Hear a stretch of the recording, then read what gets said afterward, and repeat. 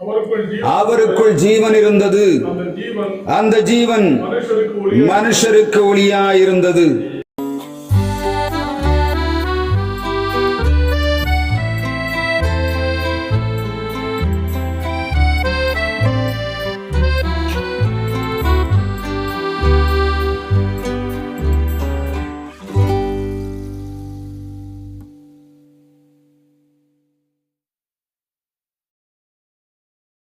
நம்முடைய பிதாவாகிய தேவனாலும் குமாரனாகிய இயேசு கிறிஸ்துவினாலும் பரிசுத்த ஆவியினாலும் உங்களுக்கு இந்த ஓய்வு நாளின் காலை நேரத்தில் கிருபையும் சமாதானமும் உண்டாவதாக. ஆண்டவருடைய சமூகத்தை தேடி வரும்போதெல்லாம் நம்மை ஆசீர்வதிக்கிற ஆண்டவர் இந்த நாளிலும் நம்மை ஆசீர்வதிக்கும்படியாக தம்முடைய நல்ல வார்த்தையை அனுப்புகிறார். இந்த நாளின் செய்திக்காக நான் காத்திருந்த போது ஆண்டவர் கொடுத்த வசனம் யோவான் 1ஆம் அதிகாரம் 4ஆம் வசனத்திலே சொல்லப்படுகிறது. யோவான் 1ஆம் அதிகாரம் 4ஆம் வசனத்தை ஒருவர் வாசிக்கலாம். அவருக்குள் ஜீவன் இருந்தது, அந்த ஜீவன் மனுஷருக்கு ஒளியாயிருந்தது. அவருக்குள் ஜீவன் இருந்தது, அந்த ஜீவன் மனுஷருக்கு ஒளியாயிருந்தது. நாம் அநேக நேரங்களிலே இந்த யோவான் சுவிசேஷத்தை எடுத்து படிக்கும் போது நமக்கு அநேக காரியங்கள் விளங்குவதில்லை. உலகத்தின் இன்றைக்கு காணப்படக்கூடிய உபதேசங்கள், அநேக உபதேசங்கள் இந்த யோவான் 1ஆம் அதிகாரத்தை மையப்படுத்தி காணப்படுகிறது. எபேசு சபையிலே, எபேசு பட்டணத்திலே இந்த யோவான் அப்போஸ்தலன் தன்னுடைய கடைசி நாட்களை கழித்ததாக வேதம் சொல்லுகிறது. நாம் கடந்த வாரத்திலே எபேசு சபையிலே காணப்பட்ட நன்மை தீமைகளை தேடி பார்த்தோம். நான் இந்த யோவான் 1ஆம் அதிகாரம் 4ஆம் வசனத்தை தேடி அதன் அடிப்படையை நான் ஆராயும் போது கண்டுபிடித்த முதல் காரியம், இது யோவான் அப்போஸ்தலனாலே எழுதப்பட்டது. அதே போல இது கிபி 50-100 ஆண்டுகளுக்குள்ள எழுதப்பட்டதாயும், இந்த யோவான் அப்போஸ்தலன் கடைசி நாட்களிலே எபேசுவிலே குடியிருந்ததாகவும், அந்த நாட்களிலே எழுதப்பட்ட இந்த சுவிசேஷமும் யோவான் 1, 2, 3 நிரூபங்களும் இந்த யோவானாலே எழுதப்பட்டது என்பதை சரித்திரம் சொல்லுகிறது. இந்த எபேசு சபையிலே காணப்பட்ட காரியங்கள் நாம் கடந்த நாட்களிலே கொஞ்சம் தியானித்தோம். இங்கே யோவான் அதே காரியத்தை திரும்ப நினைப்பூட்டுகிறதை நாம் பார்க்க முடியும். இந்த எபேசுவை தேடி பார்க்கும் போது எபேசியருக்கு எழுதின நிரூபம், பவுலப்போஸ்தலன் எழுதின நிரூபமும், கொலோசேயருக்கு எழுதின நிரூபமும், கலாத்தியருக்கு எழுதின நிரூபமும், இவை அனைத்தும் ஒன்றுக்கொன்று பின்னி பிணைந்து கிடக்கிறதை நாம் பார்க்க முடியும். அப்படியானால் அந்த நாட்களிலே கிறிஸ்தவ உலகத்திலே காணப்பட்ட போராட்டங்களும், கிறிஸ்தவ உலகம் எப்படி காணப்பட்டது, இந்த முதல் நூற்றாண்டு காலத்திலே காணப்பட்டது என்பதையும் அவைகள் சான்று பகருகின்றன. இங்கே 1ஆம் அதிகாரம் 4ஆம் வசனத்தை அவர் எழுதும் போது, அவருக்குள் ஜீவன் இருந்தது, அந்த ஜீவன் மனுஷருக்கு ஒளியாயிருந்தது என்று வேதம் சொல்லுகிறது. 1ஆம் அதிகாரம் 1ஆம் வசனம் சொல்லுகிறது, ஆதியிலே வார்த்தை இருந்தது, அந்த வார்த்தை தேவனிடத்தில் இருந்தது, அந்த வார்த்தை தேவனாயிருந்தது. அவர் ஆதியிலே தேவனோடு இருந்தார், சகலமும் அவர் மூலமாய் உண்டாயிற்று, உண்டானதொன்றும் அவராலே இல்லாமல் உண்டாகவில்லை என்று கர்த்தருடைய வார்த்தை அந்த யோவான் 1ஆம் அதிகாரத்திலே அநேக உபதேச தர்க்கங்களுக்கு அது விடை காணுகிறதாக காணப்படுகிறது. இந்த நாட்களை திரித்துவம், ட்ரினிட்டி அல்லது திரியேகம் என்று சொல்லக்கூடிய 2 கொள்கைகள் இந்த உலகத்திலே சுற்றி கொண்டிருக்கிறது. இயேசு பிதா குமாரன் பரிசுத்தாவி மூவரும் ஒன்றா, பிதா குமாரன் பரிசுத்தாவி மூவரும் மூன்றா என்று கேள்வி இருக்கிறது. யாருக்கும் சரியான விட தெரியல. வேதத்திலே தேடி பார்க்கிறவங்கள் ஆதாரம் இல்லாமலும் பேசுகிறார்கள், ஆதாரத்தோடும் பேசுகிறார்கள். பிதா குமாரன் பரிசுத்தாவி ஒன்றா மூன்றா என்று கேட்டா ஒரு சிலர் சொல்வார்கள் 3 தான், ஆனால் 3 1 தான் என்று சொல்லுவார்கள். வசனத்தை கேட்டா சொல்லுவாங்க, அவர் அந்த யோவான் அப்போஸ்தலன் 14ஆம் அதிகாரத்தில் 6ஆம் வசனத்தில் சொல்லப்பட்டது போல அந்த 14ஆம் வசனம் 14ஆம் அதிகாரம் முழுவதும் அது சொல்லப்படுகிறது. அங்கே என்னை கண்டவன் பிதாவை கண்டான் என்று சொல்லி ஒரு வசனம் இருக்கிற உடனே என்ன சொல்லுகிறார்கள், யாரு இவர் தான் அவர் என்று சொல்லுகிறார். யாரு? பிதாவும் இயேசுவும் ஒன்றுதான் என்று சொல்லுகிறார். என்னை கண்டவன் பிதாவை கண்டான் என்று சொன்னார். நான் பிதா என்று சொல்லவில்லை. ஆனா வேதத்துல வசனம் முழுவதும் நீங்க பாத்தீங்கன்னா பிதா குமாரன் பரிசுத்த ஆவி தனித்தனியாக சொல்லப்படுகிறது. இயேசு உலகத்துல ஞானஸ்நானம் வரும்போது அங்கே மத்தேயு 3ஆம் அதிகாரம் 15, 16, 17 வசனங்களிலே அங்கே 3 பேரையும் சொல்லப்படுகிறது. மத்தேயு 16ஆம் அதிகாரம் 19ஆம் வசனம் கடைசியில வசனம் சொல்லுகிறது, இவ்விதமாக இயேசு பரலோகத்துக்கு எடுக்கப்பட்டு பிதாவின் வலது பாரிசத்திலே உட்கார்ந்தார் என்று வேதம் சொல்லுகிறது. இப்படி பார்த்தா அங்கே மூவரும் தனித்தனியாக இருப்பதாகவும் இவர்கள் கொள்கைகளை கொண்டு பிலாசபிகளை கொண்டு நிரூபிக்க போகும்போது அது ஒன்று என்று அந்த அதை பிரகடனப்படுத்துவதற்காக கொள்கைகளை உருவாக்கி அந்த யாரு இயேசுநாமங்காரங்க யெகோவா விட்னஸ் என்ற கூட்டம் இருக்கிறது. அவர்கள் பிதாவை ஏற்றுக்கொள்வார்கள், குமாரனை ஏற்றுக்கொள்வார்கள், பரிசுத்த ஆவியை ஒரு சக்தி என்று ஏற்றுக்கொள்வார்கள். இப்படி மூன்று விதமாக காணப்படும் அநேக உபதேசங்கள் கொள்கையில் இந்த யோவான் 1ஆம் அதிகாரத்தை மையப்படுத்தி உலகத்தில் இன்றைக்கு சுற்றி கொண்டிருக்கிறது. எது உண்மை எது பொய் என்று ஜனங்களுக்கு தெரியவில்லை. நல்ல வேதத்தை படிக்கிறவங்களும் சொல்லுகிறாங்க 3 தான் 3 1 தான், ஏதாவது ஒன்று சொல்லுங்கப்பா என்று கேட்டா என்ன சொல்லுகிறாங்க, ஜனங்களை குழப்பி விடுகிறார். தெரியாம என்ன தெரியான்னு சொல்லணும், இல்ல வேதத்துல என்ன இருக்கிறார் அப்படி வாசித்து சொல்லணும், அதுவும் இல்லை. அவங்க இனிய இஷ்டத்துக்கு வியாக்கியானங்களை கூட ஜனங்களை குழப்பிக்கொண்டு இதுல பெரிய கூட்டங்கள் அப்படி சாய்ந்து போகும். இந்த குழப்பம் எபேசு பட்டணத்திலே காணப்பட்டது. எபேசு சபையில் அதே குழப்பங்கள் காணப்பட்டதைத்தான் இங்கே யோவான் அப்போஸ்தலனை கொண்டு ஆண்டவர் எழுதுகிறார். இங்க 1ஆம் அதிகாரம் 4ஆம் வசனத்தை எழுதும் போது அந்த தேசம் எபேசு பட்டணத்திலே இந்த நிக்கோலாய் மதஸ்தாவுடைய கொள்கை எப்படி இருந்தது, பரந்து கிடந்தது. அவர்கள் இயேசுவை ஏற்றுக்கொண்டார்கள், பரிசுத்த ஆவியை பெற்றுக் கொண்டார்கள். உபதேசம் எப்படி இருந்தது, ஆண்டவர் புறத்தை பார்க்கிறது இல்லை, அகத்தை மார்க்கம் தான் பார்க்கிறார். எப்படி, அவர் வெளி உலகத்தை பார்க்கிறது இல்லை, உள்ளத்தை மட்டும் பார்க்கிறார். அப்ப என்ன பண்ணும், உள்ளம் மாத்திரம் சுத்தமா இருந்தா போதும், சரீரத்துல என்ன செய்து கொடுங்க. உள்ளம் அசுத்தமாக வைத்துக் கொண்டு, உள்ளத்தை சுத்தமாக வைத்துக் கொண்டு சரீரத்தில் அசுத்தம் பண்ண முடியுமா? அப்ப உள்ள என்ன இருக்கு, அவளுடைய கொள்கை எப்படி இருக்கு? கொள்கை சொல்லுகிறது ஆண்டவர் முகத்தை பார்க்கிறவர் இல்லை, இருதயத்தை பார்க்கிறோம். அப்படின்னா என்ன செய்யலாம், இஷ்டத்துக்கு ஆடலாம். இதுதான் அன்றைக்குள்ள கொள்கை. அந்த கொள்கை அந்த காலகட்டங்களை கிடந்தபடினால அதை ப்ரூவ் பண்ணுவதற்காகத்தான் ஆண்டவர் இந்த 1ஆம் அதிகாரத்தை யோவானை கொண்டு எழுதுகிறார். மிக தெளிவாக எழுதுகிறார். அவர் சொல்லுகிறார் அவருக்குள் ஜீவன் இருந்தது, அந்த ஜீவன் மனுஷருக்கு ஒளியா இருந்தது. ஜீவன் இருக்கணும், என்ன பண்ணணும், சரீரம் இருக்கணும், ஒளி இருக்கணும். நம்ம ஜீவன் என்ன ஒளியாகணும், என்ன பண்ணணும், ஜீவனுக்குள்ள எப்படி இருக்கணும், நல்ல ஒளி இருக்கணும். இருள் இருந்தா அது வெளிச்சத்தை கொடுக்க முடியாது. அப்படிதானே வசனம் தெளிவாக சொல்லுகிறது. கர்த்தருடைய வார்த்தை மிக தெளிவாக என்ன சொல்லுகிறது, எவனும் விளக்கை கொளுத்தி மரக்காலால் மூடி வைக்காமல் விளக்கு தண்டின் மேல் வைப்பார்கள், அப்பொழுது அது யாவருக்கும் வெளிச்சம் கொடுக்கும். மனுஷர்கள் நற்கிரியைகளை கண்டு பரலோகத்திற்குள் பிதாவை மகிமைப்படுத்தும்படி உங்கள் வெளிச்சம் அவர்களுக்கு முன்பாக பிரகாசிக்க கடவுள். எப்படி, நம்முடைய நற்கிரியைகள் தான் என்ன பண்ணும், வெளி உலகத்துக்கு பிரகாசத்தை கொடுக்கும். நம்முடைய துர்க்கிரியை என்ன பண்ணும், நம்முடைய துர்க்கிரியை வெளிச்சம் கொடுக்குமா, இருளை கொடுக்குமா? ஒரு மனுஷன் பாவத்துக்குள்ள வாழ்ந்து விடுக்கிறான் என்று சொன்னா அவனுடைய எல்லா விதமான நடைமுறை வாழ்க்கையிலும் அவனுடைய பேச்சு செய்கைகள் எல்லாமே தான் செய்கிற காரியம் சரி என்று அது நிரூபிக்க போராடுமே தவிர தான் செய்கிற தவறை தவறென்று ஒப்புக்கொள்ளார். இங்கே யோவான் அப்போஸ்தலனை கொண்டு ஆண்டவர் சொல்லும் போது அவருக்குள் ஜீவன் இருந்தது, அது செத்துப்பாய் இருக்கல்ல, ஜீவன் இருந்தபடியினாலே அது வெளிச்சம் கொடுத்தது. எப்படி வெளிச்சம் கொடுத்தது, யோவான் அப்போஸ்தலன் மூலமாகவும் சிமியோன் மூலமாகவும் வேதத்தில் அநேக பரிசுத்தவான்களுக்கு ஆண்டவர் அந்த வெளிச்சத்தை காண்பிக்கிறார். எதற்காக வெளிச்சத்தை காண்பிக்கிறார்? ஆண்டவராகிய இயேசு கிறிஸ்து உலகத்திலே வாழ்ந்த நாட்களிலே அந்த வெளிச்சம் அவர் மூலமாய் சீடர்களுக்கு பிரகாசித்தது, சுற்றியிருந்த ஜனங்களுக்கு பிரகாசித்தது.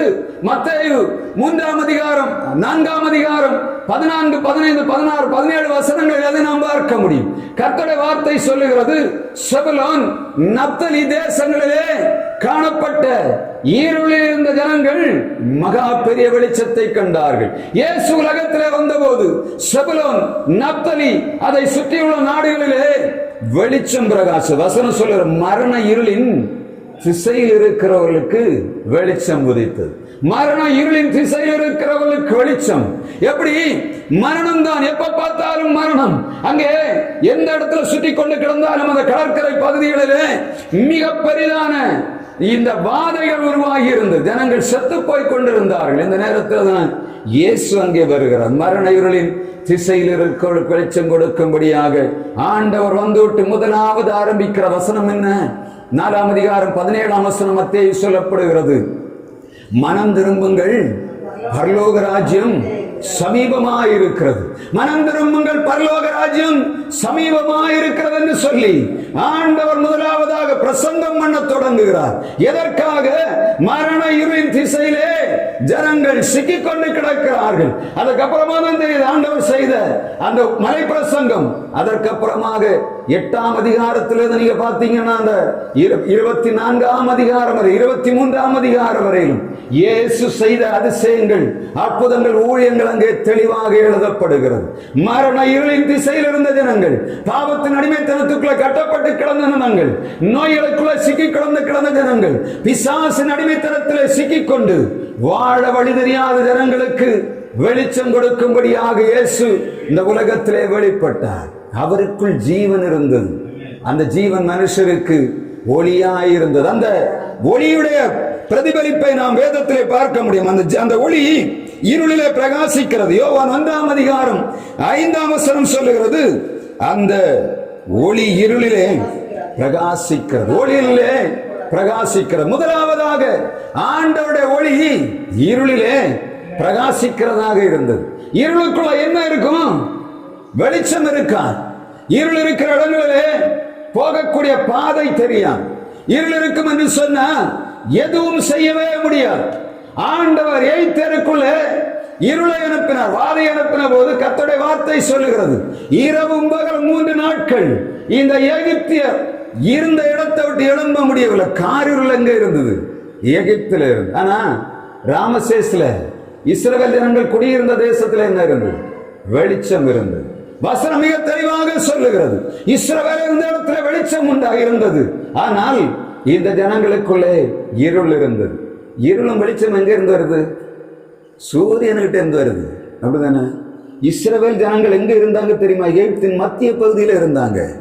எப்படி கொஞ்சம் யோசித்து பார்த்தா பயங்கர அதிசயமாக இருக்கிறது. எகிப்தியருக்கு எப்படி இருக்கு? இருள் இருக்கு. சென்ட்ரல் இருக்கவங்க எப்படி இருக்கு? வெளிச்சம் இருக்கு. ஒரு டார்ச் அடிச்சு அவர்களுக்கு ஆண்டவர் காட்டி கொண்டிருந்தார். பயங்கர இருள் சுற்றி அவங்களுக்கு என்ன கொடுத்தார்? டார்ச் வச்சு அவர்களை பாதுகாத்தார். அதே ஆண்டவர் தான் தன்னுடைய செல்லக்குமாரனான இயேசுவை இந்த உலகத்தில் அனுப்பும் போது, உலகமெல்லாம் இருளுக்குள்ள கிடக்கும் போது தம்முடைய பிள்ளைகள் மேல் தன்னுடைய வெளிச்சத்தை அவர் காட்டுகிறவராயிருந்தார். அதுதான் இருளில் என்ன பண்ணிச்சு? பிரகாசிக்கக்கூடிய வெளிச்சம். இறையிலே பிரகாசிக்கிற வெளிச்சமாக வெளிப்பட்டது யாரு? யோவான் முதலாவதாக ஆண்டவராக இயேசு கிறிஸ்து உலகத்திலே வருவதற்கு முன்பாக அவர் சொல்ல, விரியன் பாம்பு குட்டிகளே, வருங்கோபத்துக்கு தப்பித்துக் கொள்ள உங்களுக்கு வகை காட்டினவன் யார் என்று கூப்பிடுகிறார். இந்த யோவான் 1ஆம் அதிகாரம் 36ஆம் வசனத்திலே ஆண்டவராகிய இயேசு கிறிஸ்து இந்த யோவானுக்கு எப்படி வெளிப்பட்டார் என்பதை வேதம் எழுதி வைத்திருக்கிறது. தேவ பிள்ளைகளாகி நாம் ஆண்டவரத்தின் வெளிச்சத்தை பெற்றுவிட்டு அதை பிரதிபலிக்க வேண்டும். அதான் இன்றைக்குள்ள செய்தி. நாம் எப்படி ஆண்டவரை ஏற்றுக்கொள்ளுகிறோமோ அப்படியே பிரதிபலிக்கும்படியாக ஆண்டவர் எதிர்பார்க்கிறார். திருச்சபையானது வளர்ந்து பெருக வேண்டும். பரிசுத்த ஆவியின் ஆறுதலினாலே வளர்ந்து பெருகினதாக முதல் நூற்றாண்டு சபையை பற்றி ஆண்டவருடைய வார்த்தை சொல்லுகிறது. தேவ பிள்ளைகளாகிய நாம் ஆண்டவரத்தின் வெளிச்சத்தை பெறுகிறோம், எப்படி பிரதிபலிக்கிறோம் என்பதுதான் இன்றைய கேள்விக்குறி. உலகத்திலே நாம் சொல்லுகிறோம், கிறிஸ்தவர்களாக வாழுகிறோம், இயேசுவை ஏற்றுக்கொண்டோம், பரிசுத்த ஆவியை பெற்றுக்கொண்டோம் என்று சொல்லுகிறோம். எப்படி நம்முடைய காரியங்கள் வெளியே வருகிறது என்பதை நாம் பார்க்க முடியும். இன்றைக்கு உலகத்தில் கிறிஸ்தவர்கள் கிறிஸ்தவர்களாக இல்லாதபடியினாலே, இயேசுவை ஏற்றுக்கொண்டவர்கள் இயேசுவை வெளிப்படுத்தாதபடியினாலே, பரிசுத்த ஆவியை பெற்றுக்கொண்ட நாம் பரிசுத்தவான்களாய் வாழ முடியாதபடியினாலே உலகம் இருளுக்குள்ளே கிடக்கிறது.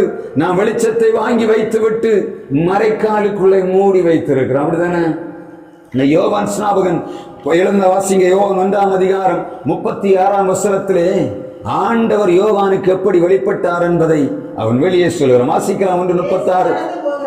இயேசு நடந்து போகிறதை அவன் கண்டு, இதோ உலகத்தின் பாவத்தை சுமந்து தீர்க்கிற தேவ ஆட்டுக்குட்டி என்று சொன்னார்.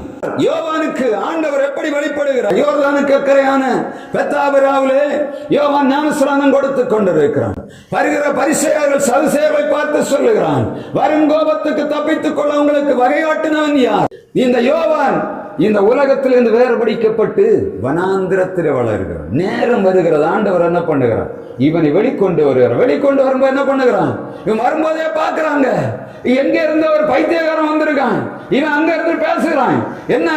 வருங்கோபத்துக்கு தப்பித்துக் கொள்ள வகை காட்டினான். எல்லாரும் என்ன பண்ண, நீங்க ஆபிரகாமுடைய குமாரன்னு சொல்லாதுங்க. ஆபிரகாமுக்கு ஆண்டவர் கல்லுகளினாலே என்ன பண்ணுவார்?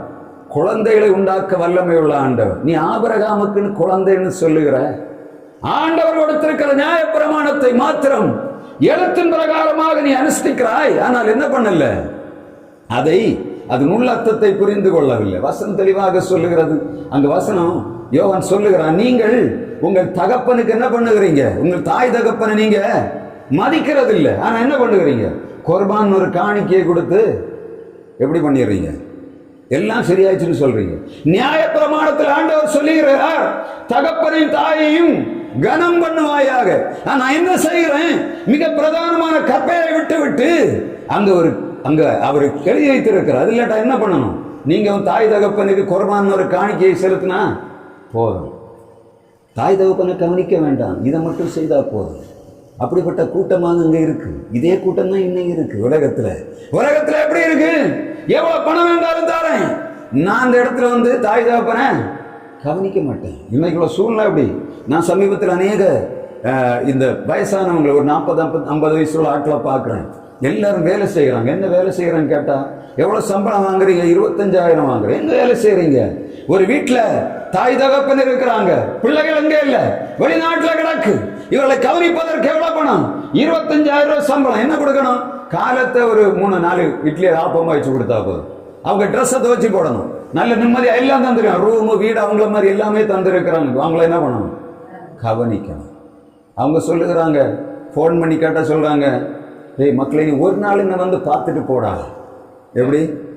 பிள்ளைகள் கஷ்டப்படக்கூடாதுன்னு படிக்க வச்சு அனுப்பிவிட்டா பிள்ளைகள் வெளிநாடுகளில் போய் இருந்துட்டு என்ன பண்ணுது? அப்பா அம்மாவுக்கு பணம் அனுப்பி கொடுத்து கவனிக்குது. ஆனால் வர்றதில்லை. அவங்க சொல்லுகிறவங்க நேரம் கிடைக்கும் போது பாரு, என்னை பார்த்துட்டு போ, உன் பணம் பொருள் ஐஸ்வர்யம் எனக்கு தேவையில்லை, எல்லாமே எனக்கு இருக்கு, நீ அனுப்பி கொடுக்கறத தேவை. என்ன பண்ணணும்? நீ பார்த்துட்டு போன. ஆனால் என்ன கதை இருக்கு இப்போ? அதுக்கெல்லாம் நேரம் இல்லை. ஏன்னா வேலை பழு அப்படி இருக்கு. வெளிநாடுகள் நீங்க போனீங்கன்னா வேலைன்னா வேலை வேலை வேலை. ஒரு நிமிஷத்தை வேலை போட்டு தான் வேலை வாங்குவாங்க. நம்ம இந்த நிலைக்கு ஃபாரின்ல போய் நன்றாக இருக்கிறோம். அப்படி இல்லை. ஃபாரின்ல போய் பார்த்துருந்தேன், எனக்கு தெரியும். அங்க நான் ஒர்க் பண்ற காலத்துல நம்ம கம்பெனிக்குள்ள ஏறணும் இல்லை, கடைகளுக்குள்ள ஏறும்போது கார்டு போடுறோம் இல்லை, இதே மாதிரி எங்களுக்கு கார்டு கொடுப்பாங்க. எப்படி இருக்கும்? பஞ்சு கார்டு. இப்படி மணிக்கூர் கணக்கில் எழுதி வச்சிருப்பாங்க. 8 மணிலேருந்து 9, 9லேருந்து 9. சில கம்பெனியில் பார்த்தீங்கன்னா 4 மணி தான். நான் ஒரு கம்பெனியில் மேனேஜராக இருக்கும்போது டெய்லி பிளான் ஒன்று போட்டு கொடுப்பாங்க. 15 நிமிஷத்துக்கு ஒருக்கா நான் என்ன சொல்ல எழுதணும். 15 நிமிஷத்துக்கு ஒருக்கா. 8 மணி நேரம் டியூட்டின்னா எவ்வளோ இருக்கும்? 15 நிமிஷத்துக்கு ஒருக்கா நான் என்ன ஒர்க் பண்ணுற ரெக்கார்டு வச்சிடும். அதே போல் இன்னொரு கம்பெனியில் ஒர்க் பண்ண பார்த்தாச்சுன்னா பஞ்சு கார்டு தருவாங்க. ஒரு வேலையை எடுக்கும் போது பஞ்சு பண்ணணும். அந்த டைமை போட்டு பேர் எழுதணும். முடிச்ச உடனே கொண்டு போய் திரும்ப பஞ்சு பண்ணணும். ஒரு நிமிஷம் நகர முடியாது. நகர்ந்தா என்ன ஆகும்? ஷெடியூல் தப்பாயிடும். ஒரு ப்ராஜெக்ட் இந்த நாள் டைம் கேட்டிருப்பாங்க, அந்த டைமுக்குள்ள முடிக்கணும். அப்ப என்ன பண்ணணும்? ஓட்டம் தான். எங்க போய் மாடு கணக்கில் வேலை செய்து விட்டு வீட்டில் வரும்போது எப்படி இருக்கும்?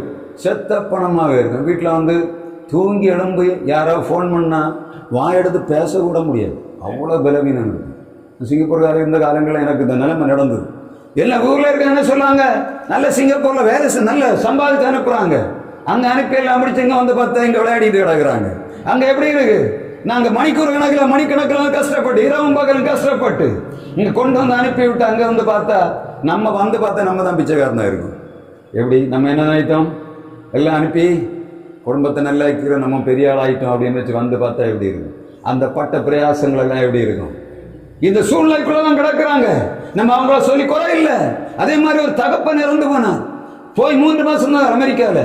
அங்க இருந்து அவன் அக்காவை தங்கச்சி இருக்கிறாங்க. 2 பேரும் வர முடியவில்லை. அவன் சொல்லுவான், இப்பதான் வேலை கிடைச்சது, இப்ப ஒண்ணுமே பண்ண முடியாது, 1 வருஷமா போறான்னு, இப்பதான் வேலை கிடைச்சது, இப்ப என்ன பண்ண, ஊருக்கு வந்தா வேலையை டெர்மினேட் பண்ணிட்டு போன்னு சொல்லுகிறான். அப்பா செத்த பிறகு வர முடியல. அப்படிப்பட்ட சூழ்நிலைக்குள்ள காலம் போய்கொண்டிருக்கிறது. ஆனா கர்த்தருடைய வார்த்தை மிக தெளிவாக சொல்லுகிறது, அந்த காலத்தில் அது இருந்தது. யோவான் சொல்லுகிறான், நீங்க நியாய பிரமாணத்தை நிறைவேற்ற வேண்டும் என்று சொல்லி எழுத்தை பின்பற்றுகிறீர்கள், அதுல உள்ள இருக்க கருத்தை பின்பற்றவில்லை. அதான் கோபம். பிரியன் பாம்பு குட்டிகளே, வருங்கோபத்துக்கு தப்பித்துக் கொள்ள உங்களுக்கு வகை காட்டணும். இதெல்லாம் கேட்ட உடனே அன்னைக்கு என்ன பண்ணுச்சு? குத்துப்பட்டது. என்ன பண்ணாங்க? வந்து ஞானஸ்நானம் எடுத்தாங்க. இன்னைக்கு பேசினா என்ன பண்ணாங்க? சரியான குத்தி என்ன பண்ணாங்க? போடான்னு சொல்லுவாங்க. அன்னை குத்துனா அவங்க இருதயங்கள் குத்தப்பட்டது, கண்டித்த போது இருதயங்கள் குத்தப்பட்டது. இன்னைக்கு நீங்க கண்டிச்சுக்கணும், அவங்களை குத்தி கொண்டு போய் கொலை பண்ணி எல்லாம் முடிச்சிடுதான் திரும்பி பார்ப்பாங்க. நீ என்னடா பேசுன? உனக்கு என்ன ரைட்ஸ் இருக்கு? நீ என்ன அதிகாரத்தோட பேசுகிற? இதுதான் இன்றைய காலகட்டங்களில் நடந்து கொண்டிருக்கிறது.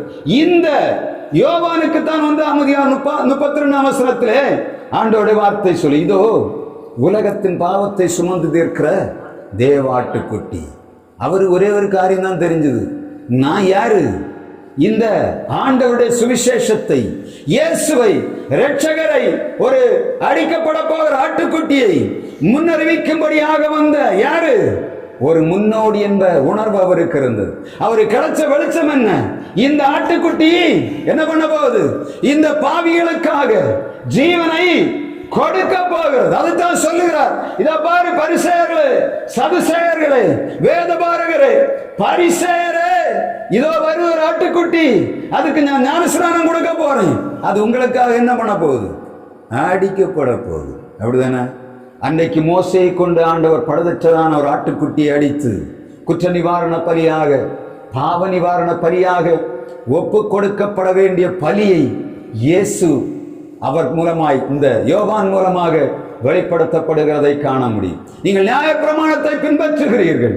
இந்த நியாயப்பிரமாணத்தின் நிறைவேறுதலாக, இரட்சகராக, மீட்பராக வந்த இயேசு உங்களுக்கு முன்பாக வைக்கப்பட்டு அதை அறிவிக்கிறான். அப்படிதானே? நம்ம ஆண்டவராய் இயேசு கிறிஸ்துவுடைய ஜீவனை பெற்றிருக்கிறோம்னா நமக்கு என்ன வெளிப்படுத்தப்பட்டிருக்கிறதோ அதை என்ன பண்ணணும்? பறைசாற்றணும். அதான் எங்களோட செய்தி. நாம் எப்படி ஆண்டவரை வெளிப்படுத்துகிறோம்? அவருக்குள் ஜீவன் இருந்தது, அது மனுஷருக்கு ஒளியாயிருந்தது. அந்த ஒளி யோவான் மூலமாக எப்படி வெளிப்பட்டது? அடிக்கப்பட்ட ஆட்டுக்குட்டியாக வெளிப்பட்டது. அப்படிதானே? நம்ம ஆண்டவர் நம்ம எப்படி நமக்கு வெளிப்பட்டார்? ஒவ்வொருவருக்கும் ஆண்டவர் அழைக்கும் போது ஒரு வார்த்தையை கொடுப்பார். அந்த வார்த்தை அது ஜீவன் உள்ளது. அது எப்பவுமே சொல்லும், நான் உன்னை அழிவின் குழியில் மீட்டெடுத்துக் கொண்டு வருகிறேன், உன்னை பாவத்தின் அந்தகாரத்தில் மீட்டெடுக்கிறேன். எப்போது? எதற்காக? உனக்கு ஒரு வேலை தரும்படியாக செய்கிறேன். ஒவ்வொருவரும் ஊழியங்களை செய்கிறாங்க. ஒரு சிலர் பார்த்தீங்கன்னா அவங்களுக்கு மிகப்பெரிய தரிசனம் என்னவா இருக்கும்? தெருவில் இருந்து பிரசவம் பண்றது. அவங்க அங்கே சர்ச்சில் இருந்தாலும் அவருடைய எண்ணங்கள் எல்லாம் எங்கே இருக்கும்? வில்லேஜில் கிடக்கும். ஒரு சிலருக்கு அப்படி இல்லை, எங்க பார்த்தாலும் எப்போ போனாலும் ஆஸ்பத்திரியில் போய் ஊழியம் செய்யணும். பார்த்துருக்கா? ஒரு சிலர் வாரம் ஆயிடுச்சுன்னா என்ன பண்ணும்? ஆஸ்பத்திரி ஓடி போகிற ரெடியா இருப்பாங்க. ஒரு சிலர் அப்படி இல்லை, வாரம் ஆயிடுச்சுன்னா என்ன பண்ணாங்க? வில்லேஜுக்கு ஓடி போகணும். ஒரு சிலர் பார்த்தீங்கன்னா சர்ச்சு கட்டி முடிக்கணும், நாங்கள் அதை செய்யணும், இதை செய்ய, எங்கள் சர்ச்சுக்குள்ளே கிடப்பாங்க. ஒரு சிலரோட எண்ணம் எல்லாம் எப்பொழுதும் ஜெபம் பண்ண ஜனங்களுக்காக ஜெபிக்க வேண்டும். ஒவ்வொருவருக்கு ஆண்டவர் வெளிப்படுகிற முறையாக அது. நீங்க அவங்க வில்லேஜ் மினிஸ்ட்ரி செய்கிறவங்க தேவனுடைய ஊழியத்திலிருந்து போனாலும் அவங்க இதை நிறைவா செய்ய முடியாது. அதை போல மற்ற வேலைகள், அந்த ஆஸ்பத்திரி ஊழியங்களுக்கு போகிறவங்க செய்யற மாதிரி மற்றவங்க செய்ய முடியாது. ஒவ்வொருவருக்கும் ஒரு தரிசனத்தை கொடுப்பார், அதுக்குரிய பலனை கொடுப்பார். அவங்க தான் அதை செய்ய முடியும். வில்லேஜ் மினிஸ்ட்ரி எனக்கு ஆசையா இருக்கு, நான் ஓடி போன, நான் வந்துடும், நான் உடம்பேன் படுத்து கிடப்பேன். அதே வேளையில் நான் போய் எனக்கு ஒரு சுவிசேஷம் ஆண்டவருக்கு நான் சொல்லணும், நான் அப்படி இருக்கும் தைரியம். ஆண்டவருக்கு வசனத்தை தருவார், பலனை தருவார். முடித்த பிறகு எப்படி இருக்கும்? செத்த பணம். அது வேற. நான் என்ன சொல்ல வருகிறேன்னா, ஆண்டவர் நமக்கு எதுவாக வெளிப்படுகிறார்? ஒரு சில நேரங்களில் பாவத்தின் அடிமைத்தனத்துக்குள்ளே சிக்கிக்கொண்டு கிடக்கிற ஜனங்களுக்கு சுவிசேஷம் அறிவிக்க வேண்டும் என்ற எண்ணத்தை நமக்குள்ள தருவார். நீங்க பாத்தீங்கன்னா அநேக உலகத்தில் நடக்கூடிய எல்லா காரியங்களையும் பாத்தீங்கன்னா ட்ரஸ்டுகள் உருவாக்கப்படுகிறது. நீங்க பாத்தீங்கன்னா ஒரு சில தங்களுடைய பிள்ளைகளை இழந்திருப்பார்கள். அப்ப அவருடைய எண்ணம் என்ன இருக்கும் தெரியுமா? இதை போல பிள்ளைகள் அனாதைகளாக கிடக்கிற பிள்ளைகளுக்கு என்ன பண்ணணும்? எதையாவது உதவி செய்யணும். கிடைக்கிற வருமானத்தை என்ன பண்ணுவாங்க? அதுக்காகவே செலவு பண்ணுவாங்க. ஒரு சிலர் பார்த்தீங்கன்னா ஒரு பெரிய வியாதியில பிடிக்கப்பட்டு இந்த உயிரை போன எல்லாம் சொல்லியிருப்பார், டாக்டர் சொல்லியிருப்பாரு, இவன் இல்லை முடிஞ்சு போச்சு என்று சொல்லும் போது அவளுக்கு வெளியே வந்தவன ஒரு எண்ணம் இருக்கும், என்னை போல கஷ்டப்படுகிற நோயாளிகளுக்கு நான் உதவி செய்வேன். இப்படித்தான் நிறைய பேர் நம்ம ஆண்டவருடைய ஊழியத்தை செய்கிற ஊழியர்களும் செய்கிறார்கள். வெளியில் உள்ள ஜனங்களும் இதைத்தான் செய்து கொண்டிருக்கிறார்கள். நமக்கு எப்படி ஆண்டவர் வெளிப்படுகிறாரோ அதை அறிவிக்கணும். வெளிச்சம் எப்படி இருக்கணும்? அவருக்குள் ஜீவன் இருந்தது. அந்த ஜீவன் மனுஷருக்கு யோவான் மூலமாக எப்படி வெளிப்பட்டது? ஒரு ஆட்டுக்குட்டி, அடிக்கப்பட்ட ஆட்டுக்குட்டியாக வெளிப்படுகிறது. இரண்டாவதாக ஆண்டவர் சிமியோன் மூலமாக வெளிப்படுகிறதை நாம் பார்க்கணும். லூக்கா 2ஆம் அதிகாரம் 30ஆம் வசனம். அங்கே சிமியோன் சொல்லுகிறான், அவர் பிரஜாதிகளுக்கு பிரகாசிக்கிற ஒளியாகவும் தம்முடைய ஜனமாகிய இஸ்ரவேலுக்கு மகிமையாகவும் வெளிப்படுகிறார். வசனம் மிக தெளிவாக சொல்லுகிறது. யார் ஆண்டவர்? யார் சிமியோனுக்கு எப்படி வெளிப்படுகிறார்? சிமியோன் யார்? ஆண்டவருடைய ரட்சிப்பு, அவருடைய இரட்சணியத்தை வரும்படியாக எதிர்பார்த்து கொண்டிருந்த அந்த சிமியோனுக்கு ஆண்டவர் வெளிப்படுகிறார். லூக்கா 2ஆம் அதிகாரம் 30ஆம் வசனத்திலே சொல்லப்படுகிற வாசிக்கலாம். பிரஜாதிகளுக்கு பிரகாசிக்கிற ஒளியாகவும் தமது ஜனமாகிய இஸ்ரவேலுக்கு மகிமையாகவும் ஜனங்களுக்கு உண்டாக்கி வைத்த உம்முடைய இரட்சணியத்தை என் கண்கள் கண்டது என்று சொல்லுகிறார். இங்கே பிரஜாதிகளுக்கு யார் ஆண்டவர்? ஒளி. இந்த சிமியோனுக்கு ஆண்டவர் வெளிப்படுத்தினது என்ன? ஒருவர் வருவார், மீட்பர் வரப்போகிறார். அவர் பிரஜாதிகளுக்கு ஒளியாக இருப்பார், தம்முடைய ஜனமாகிய இஸ்ரவேலுக்கு மகிமை பொருந்தினவராக இருப்பார். நம்ம கொஞ்சம் யோசித்து பார்க்கணும். இந்த வசனத்தில் சிமியோன் எவ்வளவு ஆழமாக இந்த காரியத்தை செய்திருக்காங்க. பிரஜாதிகள் சொன்னா யாரு? பிரஜாதிகள்னா யார்? ஆண்டவரை அறியாதவர்கள் மாத்திரமல்ல, ஆண்டவரை அறிந்தும் அதன்படி செய்யாதவர்களாகவும் பிரஜாதிகள் இருக்கிறார்கள். எபேசியர் 4ஆம் அதிகாரம் 17ஆம் வசனத்திலே வசனம் சொல்லுகிறது, பிரஜாதிகள் தங்கள் வீணான சிந்தனை என்று சொல்லப்படுது. பிரஜாதினா சொன்னாரு வீணான சிந்தனை உள்ளவங்க. எப்படி இருக்கும்? நம்ம நேர்வழியா சிந்திப்போம் ஒரு காரியத்தை செய்யும்போது. பிரஜாதிகள் எப்படி சிந்திப்பாங்க? வித்தியாசமா சிந்திப்பாங்க. நம்ம ஒரு காரியத்தை செய்யும் போது நேர்வழியா போய் அதை சாதிக்கலாம் என்று விரும்புவோம். ஆனா பிரஜாதிகள் என்ன பண்ணுவாங்க? நேர்வழியா போக மாட்டாங்க. எவ்வளவு ஷார்ட்டா அதை நான் கையில் எடுக்க வேண்டுமோ அதை எடுக்கும்படியாக வீணான சிந்தனைகளோடு போராடுவாங்க. நேர்வழியா போனா என்ன ஆகும்? என்ன ஆகும்? கொஞ்சம் லேட் ஆகலாம். ஆனா பிரஜாதிகள் அப்படி இல்லை. தங்கள் காரியத்தை நிறைவேற்றும்படியாக குறுக்கு வழியை தேடி வீணான சிந்தனைகளுக்குள்ளே கிடக்கிறவர்களாக இருக்கிறார்கள். அடுத்தது பிரஜாதிகள் என்று சொன்னா சங்கீதம் 79ஆம் அதிகாரம் 10ஆம் வசனத்தில் அந்த வசனம் சொல்ல வாசிக்கலாம். சங்கீதம் 79:10 அங்கே சொல்லப்படுகிறது, அவர்கள் தேவன் எங்கே என்று பிரஜாதிகள் ஆண்டவருடைய பிள்ளைகிட்ட கேட்கிறாங்க. அப்படித்தானே? அவர்கள் எங்கே என்று பிரஜாதிகள் சொல்லுவானே, சிந்துண்ட ரத்தத்தின் நிமித்தம் விளங்கும்படி செய்கிற வசனம் சொல்லுது. சங்கீதக்காரன் சொல்லுகிறான், நாங்க அடிக்கப்படுகிறோம். எப்படி? ரத்தம் சிந்துகிறோம், வேதனைப்படுகிறோம், உங்களுடைய நாமத்தின் நிமித்தம் உபத்திரவப்படுகிறோம். ஆனால் அவர்கள் கேட்கிறார்கள், உங்கள் தேவன் எங்கே? அப்படிதானே பிரஜாதிகள் கேட்கிறாங்க. அவங்களுக்கு என்னடா வந்து நீங்க வந்து ஒரு ஃபோன் பண்ணா மொத்தமா வந்து என்ன பண்ணுவாங்க? நின்றுடும். நம்ம ஒரு ஊழியத்தை செய்யணும்னா சுதந்திரமா விடுதலையா பண்ண முடியாது. அவங்க சொல்லக்கூடிய காரியம் என்னன்னு சொன்னா, உங்கள் தேவன் எங்க போனாரு? எப்படி? நாங்க உங்களை அடிச்சு கொள்ளும், ஆனா என்ன பண்ண முடியாது. உங்க தேவன் வந்து கேட்க முடியாது. அவங்களுக்கு தெரியாது ஆண்டவர் எவ்வளவு பொறுமையா இருக்கிறார்னு தெரியாது. ஆண்டவர் என்ன செய்கிறார்? வசனம் சொல்லுகிறது, அவர் நீடிய பொறுமை உள்ளவராயிருக்கு. எதுக்காக? பூமியில எல்லா ஜனங்களும் மனம் திரும்ப வேண்டும், பிரஜாதிகள் அனைவருக்குள்ளும் ஆண்டவருடைய வெளிச்சம் வீச வேண்டும் என்று சொல்லி ஆண்டவர் நீடிய பொறுமை உள்ளவராய் காத்து கொண்டிருக்கிறார். அது அவங்களுக்கு எப்படி இருக்கு? இந்த ஜனங்களுக்கு எப்படி இருக்கு? நம்முடைய ஆண்டவர் நீடிய பொறுமை உள்ளவராய் இருக்கிறது. இந்த ஜனங்களுக்கு கேள்வியா இருக்கு. பிரஜாதிகள் என்ன சொல்லுகிறார்கள்? அவர்கள் தேவன் எங்கே? நம்ம ஜனங்களும் அப்படிதான் நடக்கிறோம். அப்படிதானே? ஆண்டோடைய பிள்ளைகளும் அவர்களோட கேவலமா நடக்கிறோம். அவங்க என்ன சொல்லுகிறாங்க? ஐயே, என்னை விட கேவலமா நடக்கிறாங்க, நானே பரவாயில்லை. அவங்க தேவனுடைய பேரை சொல்லுகிறாங்க, ஆனா நடக்கிறதெல்லாம் என்னை விட கேவலமா நடக்கிறாங்க. சமீபத்துல ஒரு ஊழியத்துல போயிருக்கும் போது ஒரு விசுவாசிட்ட பேசிட்டு இருந்தேன். அவங்க சொல்றாங்க, பாஸ்டர், அந்த பாஸ்டரோட ஒய்ஃபு கொதிக்கு ஓதி போட சொல்லுது, கடுகு தரைச்சி போட சொல்லுது. எப்படி? பிள்ளைக்கு உடம்பு சரியில்லை, அந்த அம்மா ஐடியா விடுது, எப்படி கொதிக்கு ஓதி போடணும். எனக்கு கேட்டோடனே ஷாக் ஆகுது. எப்படி இருக்கும்? இந்த ஆட்கள் வெளியாட்களை சொல்லுவாங்களா சொல்ல மாட்டாங்களா? சொல்லுவாங்க. அப்ப எப்படி இருக்கும்? இந்த ஜனங்க மனம் திரும்பல, இவங்க கடவுள் இல்ல சும்மா சொல்லிட்டு இருக்கிறாங்க. எப்படி இருக்கும்? நம்ம போயிட்டாங்க, ஒன்னு எனக்கு தெரியாதா, நீ என்ன மாதிரி கொதிக்குவாதியோ தான், நீ என்ன மாதிரி எல்லாத்தையுமே செய்யறவ தான், பின்ன என்னத்துக்கு நீ என்ன நானே என்னத்த, வித்தியாசமா இருக்கு. அதனாலதான் ஜனங்கள் என்ன பண்ணுகிறாங்க, இன்னைக்கு கிறிஸ்தவத்தை படிக்கிறாங்க, அவள் இயேசுவை படிக்கிறாங்கன்னா மூல காரணம் யாரு? நாம் தேவன் இல்லாதவர்களாய் நடக்கிறோம். அவர்கள் கேட்கிறார்கள், இவள் தேவன் எங்கப்பா இருக்கிறாரு, இவங்க செய்யற அட்டுழியத்தை பார்த்தா தெய்வ பயம் இல்லாம நடக்கிறாங்க, இவர்களோட நாங்க பரவாயில்லை பரவாயில்லை என்று சொல்லி பிரஜாதிகள் என்ன கேட்கிறாங்க, நம்முடைய வாழ்க்கையை அவள் பார்க்கிறாங்க. அப்படிதானே வசனம் சொல்லுகிற பிரஜாதிகளுக்கு, சிமியோன் சொல்லுகிறான், பிரஜாதிகளுக்கு யார் அவர்? வெளிச்சம். இந்த வெளிச்சத்தை நம்ம என்ன பண்ணணும்? நம் மூலமா காட்டணும். பிரஜாதிகளை போல வாழுகிறோமா?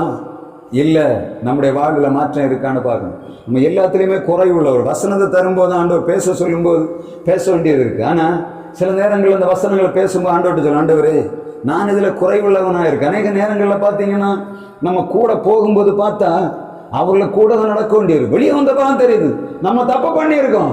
எப்படி? அவன் போன வழியில நம்ம போகக்கூடாது. நம்முடைய தேவன் வேற, அவனுடைய தேவன் வேற. ஆனா என்ன பண்ணுகிறோம்? அவனுடைய சூழ்நிலைக்குள்ள அவனோடு கடந்து போகும்போது, அவன் நண்பனாக இருக்கும்போது அவனுடைய எல்லா நடைமுறைக்கும் என்ன பண்ணுறோம்? அவனை பிரியப்படுத்த என்ன பண்ணுறோம்? செய்கிறோம். வந்து பார்த்தா தெரியுது அது இல்லை, நம்ம செய்யக்கூடாது.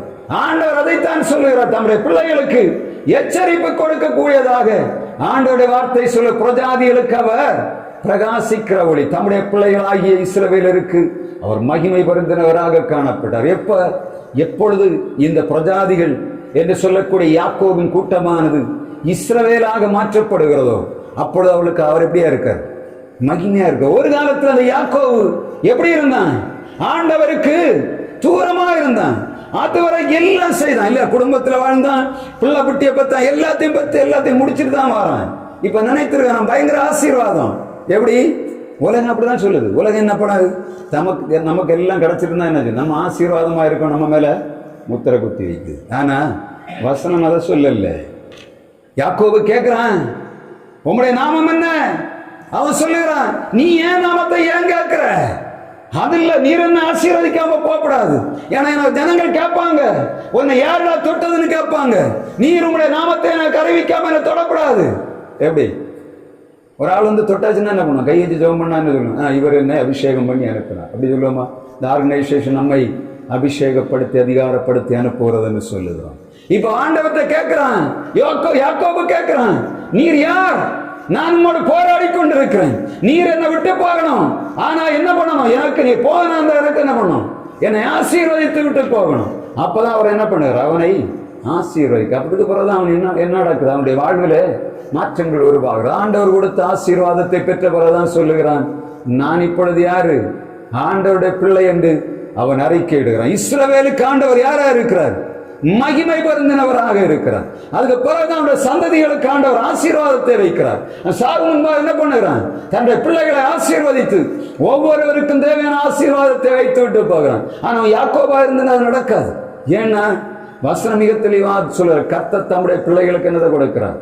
ஆசீர்வதிக்கிற பாத்திரத்தை கொடுக்கிறார். ஆபிரகாமுக்கு ஆண்டவர் தன்னுடைய பிள்ளைகளை ஆசீர்வதிக்கும்படியான பாத்திரத்தை கொடுத்தார், ஈசாக்கு கொடுத்தார், அதே போல யாக்கோபுக்கும் கொடுத்தார். நாம் இஸ்ரவேலர் என்று சொல்லத்தக்கதாக ஆண்டவர் தம்முடைய ஆசீர்வாதத்தை நம்மேல் வைத்து. இது எதனால வந்தது? சிமியோன் சொல்லுகிறான், இஸ்ரவேலுக்கு நீ யார்? மகிமை பொருந்தினவர். அவர் பிரஜாதிகளுக்கு யார்? வெளிச்சம் கொடுக்கிறவராக இருக்கு. நம்முடைய வாழ்வில் நம்முடைய சூழ்நிலைகளை ஜனங்கள் பார்க்கும்போது நாம் நடக்கிற காரியங்களை அவங்க பார்க்கிறாங்க. நம்முடைய வெளிச்சம் அவர்களுக்குள்ள என்ன பண்ணணும்? பிரகாசம். நம்முடைய மகிமை அவளுக்கு வெளிப்படணும். அதே போல நம்முடைய இருள் அங்கே வெளிப்படக்கூடாது. இருள் மகிமைக்கு நேர டார்க்னஸ் தான், அந்த வெளிச்சத்துக்கு நேர எதிரானது என்னத்தை? இருள். இருள் எங்கே இருக்கும்? துன்மார்களுடைய இதயங்களுக்குள்ள இருள் குடிகொண்டிருக்கும். துன்மார்களுடைய இருள் இதயம் எப்படி இருக்கும்? இருளா இருக்கும். நீதிமானுடைய இருதயம் எப்படி இருக்கும்? வெளிச்சம் நிறைந்ததாக இருக்கும். அநேகருக்கு ஆசீர்வாதம் கொடுக்கக்கூடிய வார்த்தை அங்கிருந்து புறப்படும்.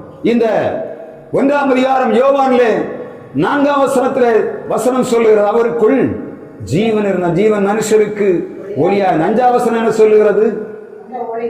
அந்த ஒளி இருளிலே பிரகாசிக்கிறதாக இருந்தது. முதலாவதாக யோவான் மூலமாக அந்த வெளிச்சம் பிரகாசித்தது. இரண்டாவது சிமியோன் மூலமாக வெளிப்படுகிறது. மூன்றாவதாக நாத்தான்வேல் வாசிக்கலாம். யோவான் 1ஆம் அதிகாரம் 49ஆம் வசனத்திலே இந்த நாத்தான்வேல் சொல்கிறார், பிலிப்போவை, ரபி நீ தேவனுடைய குமாரன், நீ இஸ்ரவேலின் ராஜா என்று சொல்லுகிறான். இப்பொழுது ஆண்டவர் நாத்தான் வேலை பார்த்து சொல்லுகிறார், நீ அத்தி மரத்துக்கு பக்கத்தில் இருக்கும்போது பிலிப்பு உன்னை கூப்பிடும் போது நான் பார்த்தேன். எப்படி இருக்கும்? அங்கிருந்து ஒருத்தன் அழைத்து கொண்டு வராங்க. ஆண்டவர் என்ன பண்ணுகிறார்? அவர் சொல்லுவாங்க, அத்தி மரத்துக்கு கீழே உன்னை கண்டேன் என்று சொல்ல. அங்கிருந்து கேட்கிறான், பிலிப்புட்ட கேட்கிறான், நாசரத்திலிருந்து யாராவது நன்மை வரும்? அவன் சொல்லுகிறான், நாம் இந்த நியாயப்பிரமாணத்திலே சொல்லப்பட்டிருக்கிறவரை நான் கண்டேன், நீ வா என்று சொல்லுகிறான். உடனே சொல்லுகிறான் அந்திரே என்ன சொல்லுகிறான்? என்ன சொல்லுகிறான்? நாசரத்திலிருந்து ஏதாவது ஒரு நன்மை உண்டாகுமா என்று கேட்கிறான். 1ஆம் அதிகாரம் அதை சொல்லப்படும். முன்னால வாசிங்க. 46 46 நாத்தான்வேல் நாசரேத்திலிருந்து யாதொரு நன்மை உண்டாக கூடுமோ என்றான். அதற்கு பிலிப்பு வந்து பார். இயேசு நாத்தான்வேலுக்கு கொடுக்கக்கூடிய ஆசீர்வாதம் என்ன? அவன் சொல்லுகிறான், நீ கபடற்ற உத்தம இஸ்ரவேலன், நீ எப்படி என்னை தெரிந்து கொண்டீர் என்று கேட்கிறான். அப்பதான் ஆண்டவர் நாத்தான்வேலை பார்த்து, நீ அந்த அத்திமரத்துக்கு கீழே பிலிப்பு உன்னை கூப்பிட்டு கொண்டிருக்கும் போதே உன்னை பார்த்தேன் என்று சொல்லுகிறார். எவ்வளவு மகிமையான ஆண்டவர் தெரியுமா? இங்க வசனம் சொல்லுகிறது, இந்த நாத்தான்வேல் ஆண்டவருக்கு அடுத்து ஊழியம் செய்கிறதை நாம் பார்க்க முடியும். இதுக்கு பிறகு ஆண்டவர் சொல்லுகிறார், இந்த ஆண்டவர் ஏறுகிறது தேவதூதர் ஏறுகிறது இறங்குறதையும் நீங்கள் காண்பீர்கள் என்று சொல்லுகிறார். ஆண்டவர் யார்? நாத்தான்வேலுக்கு ஆண்டவர் தேவகுமாரனாக வெளிப்பட்டதை நாம் பார்க்க முடியும். அப்போஸ்தலர் 1ஆம் அதிகாரம் 3-15 வசனங்களிலே ஆண்டவர் சவுலுக்கு வெளிப்படுகிறார். எப்படி வசனம் சொல்லுகிறார்? அப்போஸ்தலர் 9ஆம் அதிகாரம் 3ஆம் வசனத்திலே ஆண்டவர் சவுலுக்கு வெளிப்படுகிறார். முதலாவதாக யோவானுக்கு வெளிப்படுகிறார், தேவனுடைய ஆட்டுக்குட்டியாக வெளிப்பட்டார். இரண்டாவதாக இந்த நாத்தான்வேலுக்கு ஆண்டவர் ராஜாவாக வெளிப்படுகிறார். மூன்றாவதாக சிமியோனுக்கு ஆண்டவர் புரஜாதிகளுக்கு ஒளியாகவும் இந்த இஸ்ரவேல் ஜனங்களுக்கு மகிமையாகவும் வெளிப்படுகிறார். சவுலுக்கு எப்படி வெளிப்படுகிறது? வாசித்து பாருங்க. சவுலுக்கு சமீபித்த போது சடுதியிலே வானத்திலிருந்து ஒரு ஒளி அவனை சுற்றி பிரகாசித்தது. அப்பொழுது அங்கிருந்து வார்த்தை வருகிறது. இவன் கேட்கிறான், என்ன? அந்த ஒளியில விழுந்தவுடனே ஒரு சத்தம் வருகிறது. தரையில விழுந்தான். அப்பொழுது சவுலே சவுலே நீ என்னை ஏன் துன்பப்படுத்துகிறாய் சொல்லுகிற சத்தத்தை கேட்டான். இங்க வழியில சவுலுக்கு ஆண்டவர் எப்படி வெளிப்படுகிறார்? ஒரு பிரகாசம் உள்ள ஒளியாக வெளிப்படுகிறார். அந்த 9ஆம் அதிகாரம் 15ஆம் வசனத்திலே வசனம் சொல்லுகிறது. அப்போஸ்தலர் 9ஆம் அதிகாரம் 15ஆம் வசனத்திலே இந்த அனனியா போகிறான், அவன் மேல் கைகளை வைத்து அவன் பார்வையடையும்படியாக கிரியை செய்கிறான். அப்பொழுது ஆண்டவருடைய வார்த்தை வருகிறது. வாசிக்கலாம். 9ஆம் அதிகாரம் 15ஆம் வசனம். அதற்கு கர்த்தர், நீ போ, அவன் பிரஜாதிகளுக்கும் ராஜாக்களுக்கும் இஸ்ரவேல் புத்திரருக்கும் என்னுடைய நாமத்தை அறிவிக்கிறதற்கு நான் தெரிந்து கொண்ட பாத்திரமாயிருக்கிறான். ஹல்லேலூயா, ஹல்லேலூயா, ஹல்லேலூயா. ஆண்டவர் சவுலை எதற்காக தெரிந்து கொள்ளுகிறார்? பிரஜாதிகளுக்கு சுவிசேஷம் அறிவிக்கும்படியாய், ராஜாக்களுக்கு சுவிசேஷம் அறிவிக்கும்படியாக. தமஸ்குவின் மீது தமஸ்குவுக்கு போய் கொண்டிருக்கிற தமஸ்கு சடுதியான அந்த பாதையிலே ஆண்டவர் வெளிச்சத்தை அவன் மேல் காண்பிக்கிறார். சவுல் பவுலாய் மாறின போது நடந்த காரியம் தான்.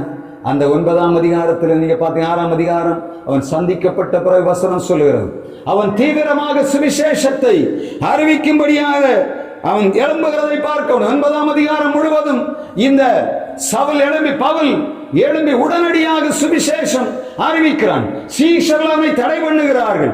இப்பொழுது பர்னபா அவனை பார்க்கிறான். பவுர்ணபா அவனை பார்த்து சவுலை பார்த்து சீடர்களை கொண்டு போய் காட்டுகிறான். இப்படி ஆண்டவரை வழியிலே தரிசித்தார்.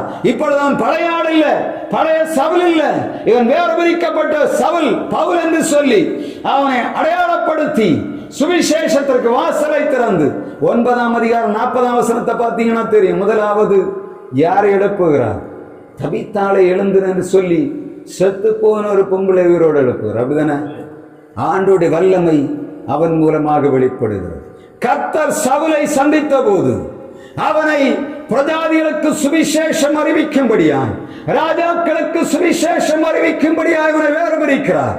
வேறுபிரிக்கிறது மாத்திரமல்ல, அவன் மூலமாய் ஆண்டவர் அற்புதங்களையும் அதிசயங்களையும் செய்ததை வேதம் சொல்லுகிறது. அவருக்குள் ஜீவன் இருந்தது. அந்த ஜீவன் மனுஷருக்கு ஒளியாயிருந்தது. 8ஆம் வசனம் யோவான் 1ஆம் அதிகாரம் 8ஆம் வசனம் சொல்லுகிறது, அந்த எந்த மனுஷனையும் பிரகாசிப்பிக்கிற எந்த மனிதனையும் பிரகாசிப்பிக்கிற மெய்யான ஒளி யாது? அந்த ஒளி. அந்த ஒளி முதலாவது அது இருளிலே பிரகாசிக்கிறதா இருந்தது. அது இருள் அதன் மேல் பற்றி கொள்ளவில்லை. 3ஆவதாக வசனம் சொல்ல, அந்த ஒளி எந்த மனிதனையும் பிரகாசிப்பிக்க பண்ணது. யார பண்ணுச்சு? பிரகாசிக்க பண்ணது யாரு? சீமோன் பேதுரு பிரகாசிக்கணும். யோவான் 21ஆம் அதிகாரம் 15, 16, 17 வசனங்களை நீங்க பார்த்தீங்கன்னா தெரியும். எப்படி போனவன்? ஆண்டவரை மறுதலித்து ஆண்டவரை விட்டு போன மனிதன், அவனுக்கு ஆண்டவர் ஊழியத்தை கொடுத்து அவனை பிரகாசிக்க பண்ணுகிறார். அப்படித்தானே? சீமோனியார் சவுல் யாரு? ஆண்டவருடைய சீடர்களை கல்லறிந்து கொல்லும் போது இருந்தவன். யார? ஸ்தேவானை கொலை செய்யும் போது அதை பார்த்து கொண்டிருந்தவன். இஸ்ரவேலிலே அந்த யூதாவிலே எல்லா இடங்களிலும் எருசலேமில் உள்ள எல்லா சபைகளிலும் நிரூபங்களை வாங்கி அவளை கிறிஸ்தவர்களை அழித்து போட வேண்டும் என்று கிளம்பின மனிதன் ஆண்டவர் என்ன பண்ணார்? தமஸ்குவுக்கு போகிற வீதியிலே சந்தித்து அவனை ஆண்டவர் என்ன பண்ணினார்? பிரகாசிக்க பண்ணினார். உங்கள் வாழ்வை என்னுடைய வாழ்வை கொஞ்சம் யோசித்து பாருங்க. கடந்து வந்த பாதையெல்லாம் நினைத்து பார்த்தா நம்ம போல அயோக்கியம் இந்த உலகத்தில் யாருமே இருந்திருக்க முடியாது. ஆனா ஆண்டோடைய சுவிசேஷத்தின் ஒளி நம்மை பிரகாசிக்க பண்ணும்படியாக ஆண்டவராய் இயேசு கிறிஸ்து மூலமாக இந்த உலகத்திலே வெளிப்பட்டது. பரிசுத்த ஆவியின் மூலமாக இன்றைக்கு சுவிசேஷம் விதைக்கப்படுகிறது. எதற்காக? இந்த தேசத்திலே வாழ்ந்து கொண்டிருக்கிற நாம் ஆண்டவருடைய ஒளியை இந்த உலகத்திலே பிரகாசிக்க பண்ணணும்னா என்ன பண்ணணும்? அவருடைய ஜீவன் நமக்குள்ள வரணும். அவருக்குள் ஜீவன் இருந்தது. அந்த ஜீவன் மனுஷருக்கு ஒளியாய் இருந்தது. அந்த ஜீவனை பெற்றுக்கொண்ட நாம் பிறருக்கு வெளிச்சம் கொடுக்க வேண்டும். யாரை போல? யோவானை போல, சிமியோனை போல, இந்த பவுலை போல. இவர்கள் எல்லாரும் என்ன பண்ணாங்க? ஆண்டவருடைய வெளிச்சத்தை இந்த உலகத்துக்கு காட்டினாங்க. அதனால தான் என்ன பண்ணார்? சுவிசேஷம் விரிந்து பறந்தது. நாம் இருக்கிற இடங்களிலே நாம் ஆண்டவருக்கு வெளிச்சம் கொடுக்கும் போது, நம்முடைய வெளிச்சம் பிறருக்கு பிரகாசிக்கும் போது, அதன் மூலமாய் திரளான ஜனங்கள் ஆண்டவரை ஏற்றுக்கொள்ளுவார்கள். பெந்தெகோஸ்தே நாளிலே சீடர் மத்தியிலே அந்த ஜீவன் ஊற்றப்பட்டது. பரிசுத்த ஆவி என்று சொல்லக்கூடிய ஜீவன் அவர்களுக்குள்ளே ஊற்றப்பட்ட போது அவர்கள் எழும்பினார்கள். ஆண்டவருக்காக யுத்தம் பண்ணினார்கள். ஆண்டவருக்காக சுவிசேஷத்தை விதைத்தார்கள். ஆண்டவருக்காக கஷ்டங்களையும் துன்பங்களையும் சகித்தார்கள். அதன் மூலமாக உலகம் வெளிச்சத்தை கண்டது. இந்த நாளிலே இந்த தேசங்களை இருளானது மூடிக்கொள்ளக்கூடிய அந்தகார கிரியை மிக அதிபயங்கரமாக கிரியை செய்து கொண்டிருக்கிறது. தொற்கிரியைகள் எங்கும் பறந்து விட்டது. மனிதர்கள் நற்கிரியைகளுக்கு பதிலாக தொற்கிரியைகளுக்கு பின்னாய் சாய்ந்து விட்டார்கள். இந்த நாட்களே உலகமானது அக்கிரமத்தினாலே மூடப்பட போகிறது. அவருடைய ஜீவனை பெற்றுக்கொண்ட நாம் நம்முடைய வெளிச்சம் வழியே வீசுகிறதா என்பதுதான் கேள்விக்குறி. இருளாய் கிடக்கிற இடங்களிலே நம்முடைய வெளிச்சம் வீச வேண்டும். சுவிசேஷத்தின் ஒளியானது வீச வேண்டும். ஆண்டவருடைய வெளிச்சம் நம் மூலமாய் வீசும் போதுதான் இந்த தேசத்திலே காணப்படுகிற இருளானது அற்று போகும். கர்த்தருடைய மகிமை நம் மூலமாய் வெளிப்படும்படியாக கர்த்தர் கிரியை செய்கிறவராய் பரிசுத்த ஆவியை களவில்லாமல் ஊற்றிக் கொண்டிருக்கிறார். இந்த நாளிலும் நாம் முழங்காற்படியிட்டு ஜெபிக்கலாம். பரிசுத்த ஆவியின் வல்லமை நம்மை ஆளுகை செய்யும்படியாக இப்பொழுது கர்த்தருடைய அபிஷேகத்தின் வல்லமை நமக்குள்ளே ஊற்றப்பட வேண்டும். கர்த்தருடைய வெளிச்சம் நம் மூலமாக வீச வேண்டும் என்று சொன்னார். அவருடைய பரிசுத்த ஆவி நமக்குள்ளே ஊற்றப்படும். ஒவ்வொரு நாளும் நம்ம கேட்கணும், ஆண்டவரிடத்திலே, ஆண்டவரே பரிசுத்த ஆவி அளவில்லாமல் ஊற்றுங்க ஆண்டவரே, உம்முடைய வல்லமை தாங்கப்பா, உம்முடைய அபிஷேகத்தின் வல்லமை எங்களுக்குள்ளே ஊற்றப்படுவதாக, உம்முடைய ஜீவன் எங்களுக்குள்ளே வெளிப்படணும் ஆண்டவரே, உம்முடைய வல்லமை மூலமாய் வெளிப்படணும் ஐயா. யோவானை போல, சிமியோனை போல, பவுலை போல உம்முடைய வல்லமை எங்கள் மூலமாய் வெளிப்பட வேண்டும் என்று கேட்கணும். நாத்தான்வேல் சொல்லுகிறான், நீர் யார்? ஜீவனுள்ள தேவன் என்று சொல்லுகிறான். நீர் இஸ்ரவேலின் ராஜா என்று சொல்லி அறிக்கையிடுகிறான். நம்முடைய இருக்கிற இடங்களிலே நாம் இயேசுவை எப்படி பிரதிபலிக்கிறோம்? இரட்சகராய் நாம் ஆண்டவரை வெளிப்படுத்துகிறோமா? அவரை ராஜரீக ஜெயகம்பீரம் உள்ளவராய் வெளிப்படுத்துகிறோமா? அவர் பிரஜாதிகளுக்கு வெளிச்சமாய் இந்த இஸ்ரவேலராய் நமக்கு பிரகாசிக்கிற ஒளியாய் வெளிப்படுத்துகிறோமா? இதை நாம் நம்முடைய வாழ்விலே அவைகளை நிறைவாய் செய்யும். நாம் கிறிஸ்தவர்களாக இருக்கிறதுனாலே, நம் ஆண்டவருடைய பெயரை பெற்றுக் கொண்டபடியினாலே, அவருடைய ஊழியர்களாக இருக்கிறபடியினாலே நமக்கு தந்திருக்கிற மிகப்பெரிய ஒரு கட்டளை என்னவென்று சொன்னார், அவருடைய ஜீவன் நம் மூலமாக வெளிப்படணும். உலகத்தில் அந்த காலத்துக்குள்ள சிக்கிக்கொண்டு இஷ்டம் போல வாழலாம் என்று சொல்லக்கூடிய காரியம்